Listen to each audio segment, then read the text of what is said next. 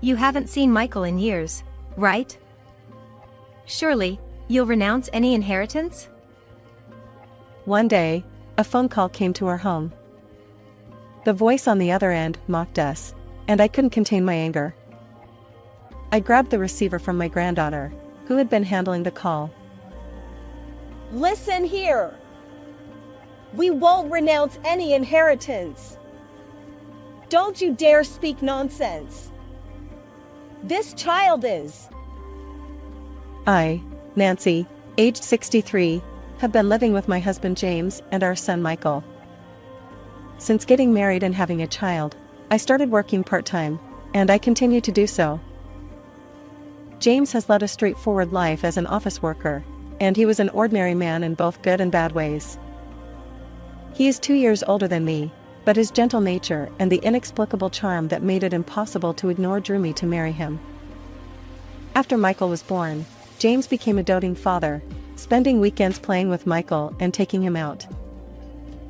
Our son Michael has always been sociable, diligent, and excels in academics. He's an all-around talent, both in sports and studies.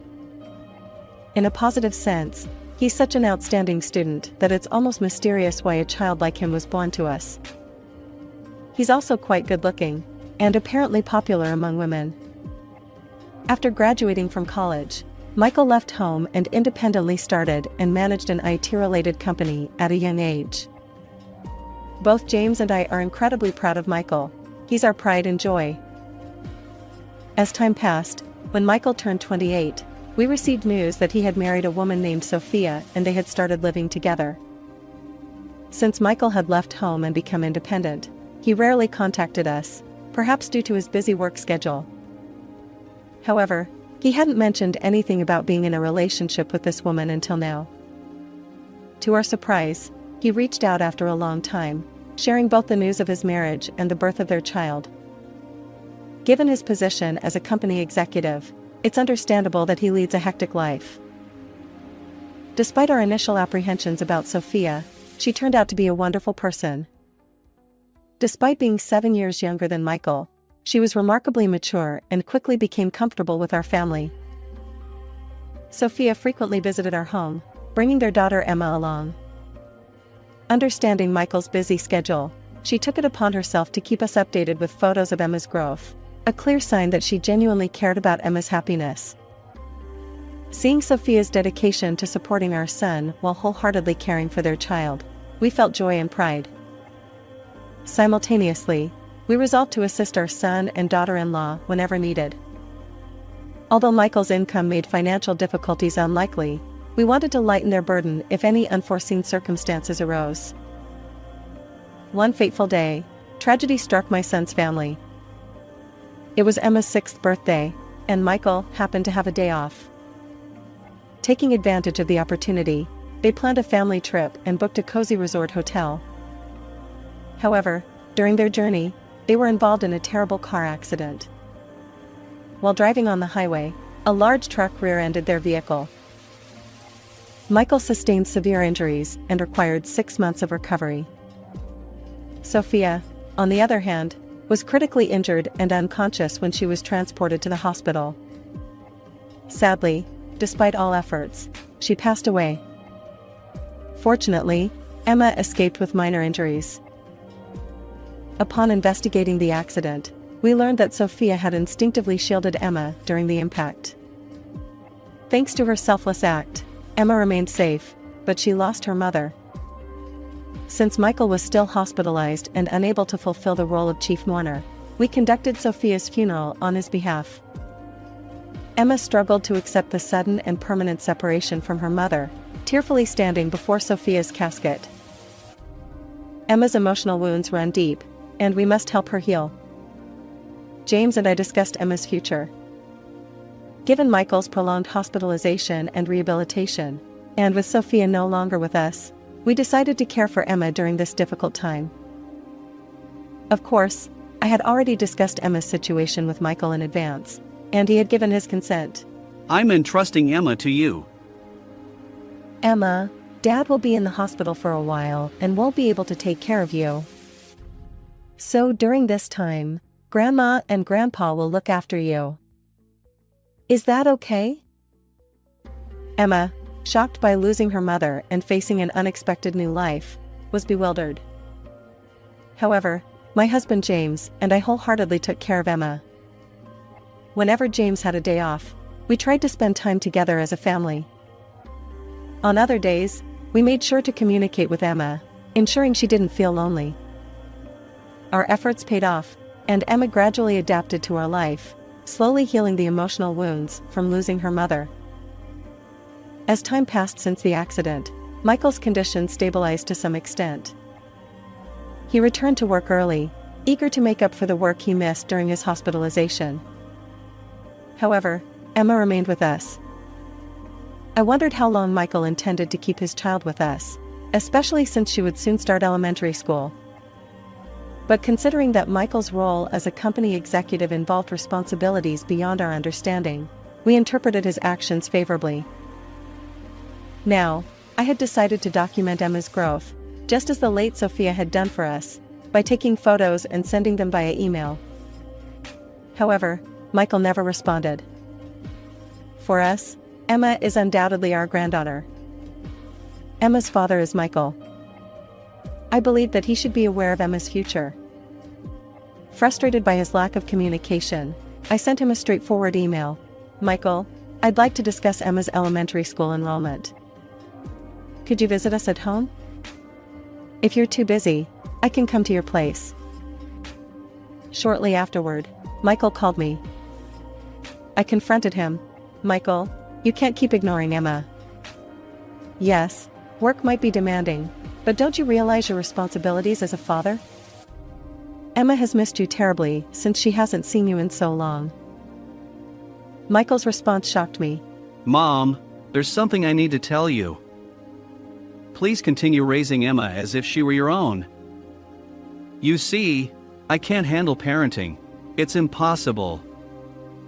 Besides, I have a new girlfriend now, and having Emma around would be inconvenient. And honestly, from the beginning, I never felt any affection for Emma. She's not even Sophia's biological child.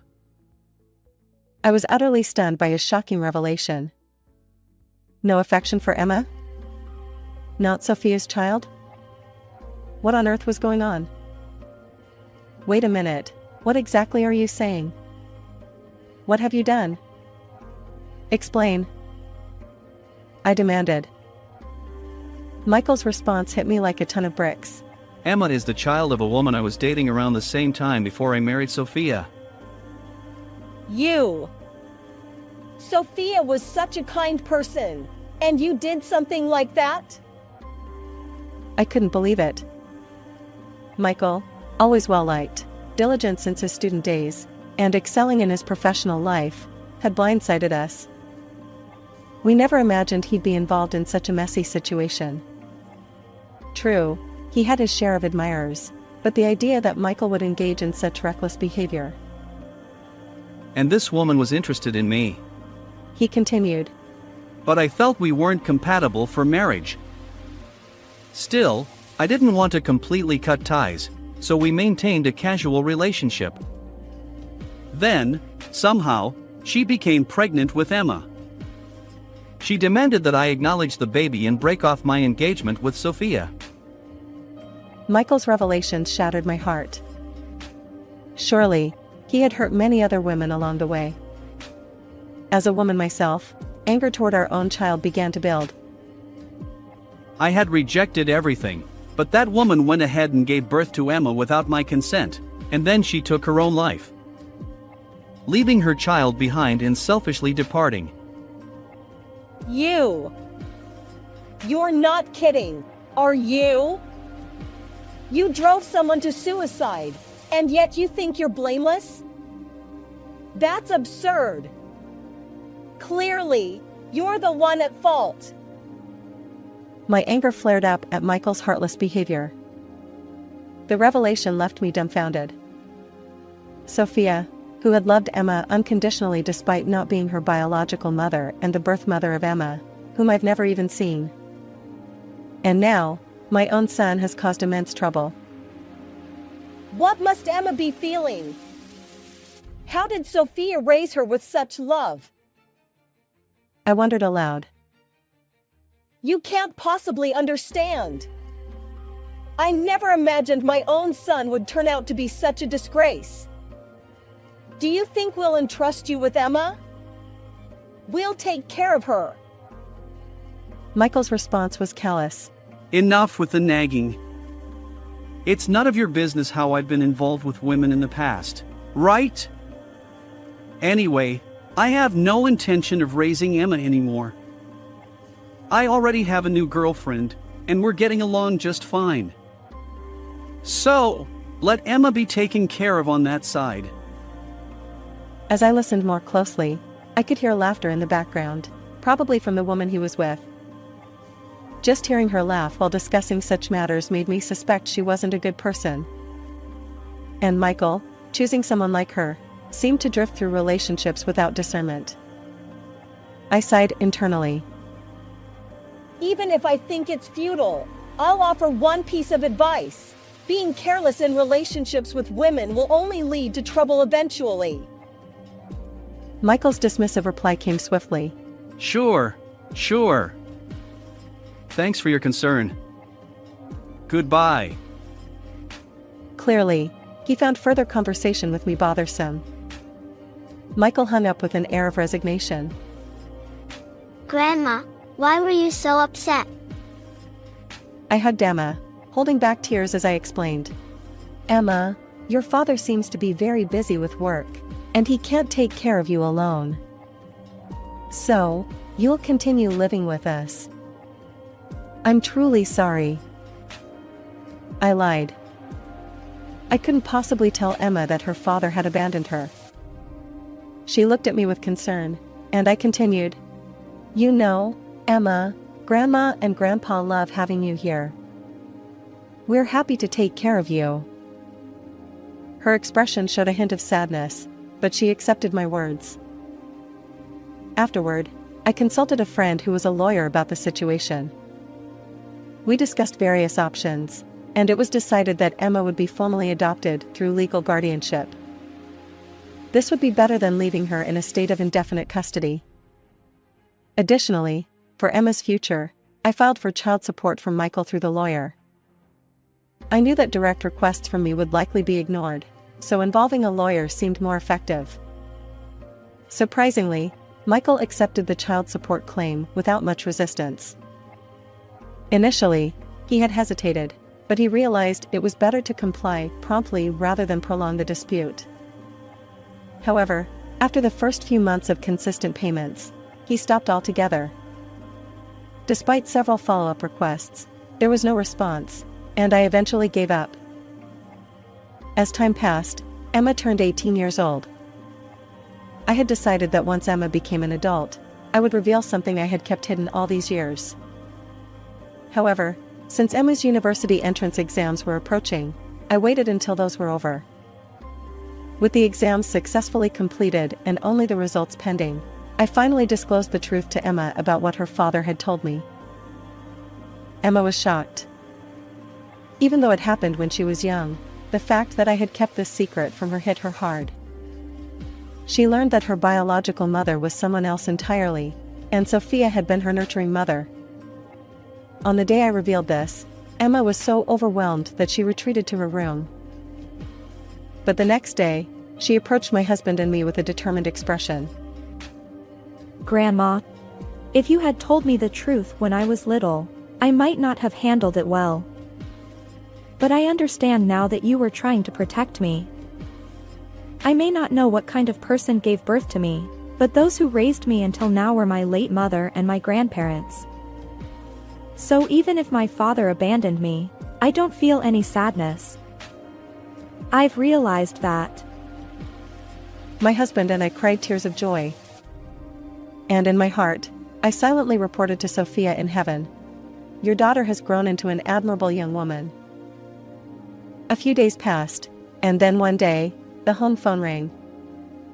Emma answered the call. I noticed her tense expression immediately, so I moved closer to eavesdrop. The caller identified herself as Michael's wife, The same woman whose voice I had heard during my last conversation with Michael. Emma's shock was palpable. Emma, you're Michael's child, right? I'm Michael's wife. You haven't seen him since then, have you? Yes, that's correct. Exactly. Now, here's the main point. Michael passed away recently. What? Is that true? Both Emma and I were taken aback. Despite the lack of communication, I never expected Michael to be gone. Strangely, his wife didn't sound particularly sad, despite being his spouse. Anyway, you haven't seen Michael in ages, and you've been living with your grandparents, right? So, you're practically strangers with Michael now. Considering that, you won't be inheriting anything, will you? Besides, it's not like you deserve any inheritance as a stranger. Listening to their conversation, I realized that Michael's wife had married him for financial gain. Michael was no saint either, but to end up with a woman like this as his last spouse was beyond belief. My anger was reaching its breaking point. Inheritance? Overwhelmed by the woman's forceful words, Emma faltered. I snatched the receiver from her hand. Hello? This is Emma's grandmother. I've been listening, and who do you think you are? You're after money, aren't you? Well, we won't renounce any inheritance. I shouted at the woman, my anger boiling over. I hung up the phone. I couldn't let someone like her have her way. Emma looked at me, still a bit frightened. I'm sorry, Emma, but sometimes we need to stand up firmly to people like that. We'll handle this, so watch and learn. Later, I consulted my friend, the lawyer, again. As it turned out, Emma's adoption was a regular adoption, which meant her legal relationship with Michael remained intact. Initially, I had considered severing all ties with her father, but my friend advised against it. If Emma completely cut ties with Michael, she'd lose her right to inherit anything if something unfortunate happened to him. So, we opted for a regular adoption that maintained their legal connection. Through the lawyer, I made a statement to Michael's wife that Emma would not renounce her inheritance, and we demanded the unpaid child support that Michael had failed to pay. The unpaid child support amounted to a substantial sum, around $100,000. Michael's wife couldn't afford it, even with the inheritance she received.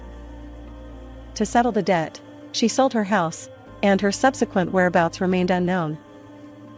Rumor had it she was living quietly in some apartment. One day, Emma treated my husband and me to dinner using the money she had saved from her part-time job. It's not much, but it's my way of expressing gratitude to you two who raised me. For me, her words meant more than the dinner itself. I felt immense gratitude toward Sophia, who had lovingly nurtured Emma despite their lack of blood relation. Sophia's legacy lived on, and we continued to live happily with Emma. How did you find this story? If you enjoyed it, consider subscribing to our channel. Until next time.